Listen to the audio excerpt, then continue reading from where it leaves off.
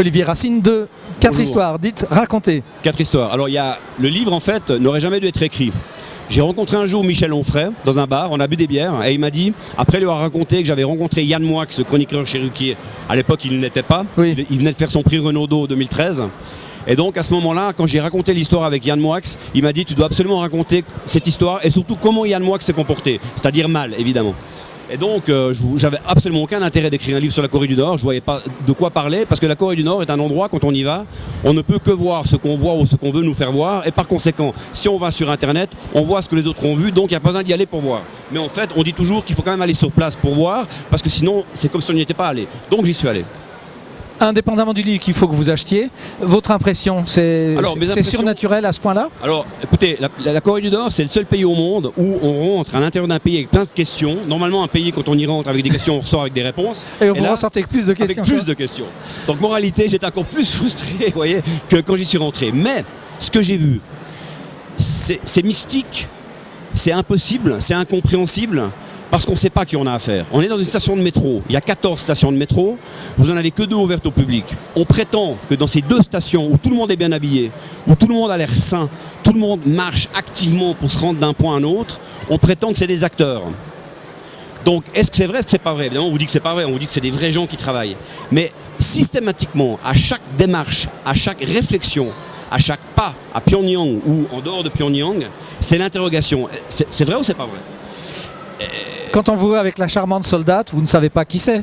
Alors, vous avez remarqué sur la couverture, monsieur Bernard, que regardez où se trouve ma main. Bah justement, comment vous avez fait ça? Non mais regardez où elle est à distance. C'est-à-dire que quand elle ne sent pas votre main? Non, j'ai mis la main tout comme si je la prenais, ouais. Mais j'ai évité de faire ça. J'ai voulu éviter d'aller... C'était en tôle. Je voulais éviter les écorces d'arbres, parce qu'on mange les écorces d'arbres là-bas dans les camps de rééducation. Il y a de beaux arbres. Et puis il n'y a pas beaucoup d'arbres en plus, donc... et effectivement, quand j'ai pris la photo, je me suis mis un peu discrètement, rapidement comme ça, et la personne qui était en face a pris la photo. Ouais. Ouais. C'était pour éviter les ennuis. Mais je dirais que la ville en soi de Pyongyang est exceptionnelle parce que tout est monumental, je veux dire, les monuments, tout est serein, il n'y a personne, il n'y a pas de voiture. Donc vous avez l'impression d'être dans un endroit qui n'existe nulle part maintenant dans le monde, parce que tout est surpollué, tout est suroccupé. Et là vous dites, ah non, bah là c'est vraiment génial. Donc puisqu'il m'a posé une question de ce que j'ai vu et de comment je l'ai ressenti, je dirais qu'au début, à part le côté Paris, c'est devenu tout d'un coup culturel. Même si c'est faussement culturel, parce qu'on ne sait pas ce qu'on voit, si c'est ce qu'on veut nous faire voir. C'est du vrai ou du faux. Ouais, ouais. Mais il y a quand même quelque chose qu'on voit qui est réel. Je n'en sais pas les décors. Et d'ailleurs, une anecdote ou un paradoxe, c'est que Kim Jong-il, qui était donc le père de Kim Jong-un, donc le fameux papa de Kim Il-sung, le fondateur de la nation, eh bien, il était féru de cinéma et il a fondé ce qu'on appelle il a créé un studio de cinéma style Hollywood, sauf que là-bas, plutôt que d'avoir 2 façades, vous avez 4 façades. Donc vous pouvez vraiment aller dans les maisons, ce qu'on ne peut pas faire à Hollywood.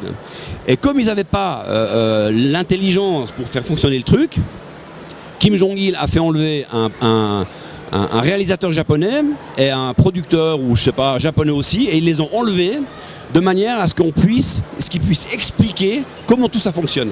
Donc ils ont été enlevés, les gars, ils les ont posés sur place, et puis ils sont toujours où ils sont morts depuis, et ils ont créé de comment ça marche le cinéma. Et c'est un fou de cinéma, et d'ailleurs c'est dans ce cadre-là que j'ai rencontré Yann Moix, parce qu'il y a le PIF, hein, pas PIF la bande dessinée, mais PIF avec 2 F, et c'est un festival du film qui est organisé à Pyongyang régulièrement, tous les 2 ans je crois, et ils présentent des films tels que Pulsar, qui est une espèce de Godzilla coréen, qui représente le communisme, ou plutôt l'idéologie du juche, hein, puisque Kim Il-sung a fondé l'idéologie du Juche, qui est un mélange de stalinisme, de marxiste.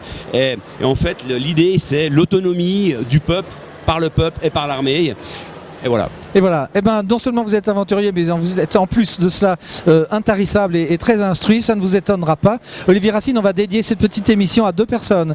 Je cite un ami, Nicolas Righetti, genevois, photographe, qu'il faut que vous rencontriez, et je lui ferai signe.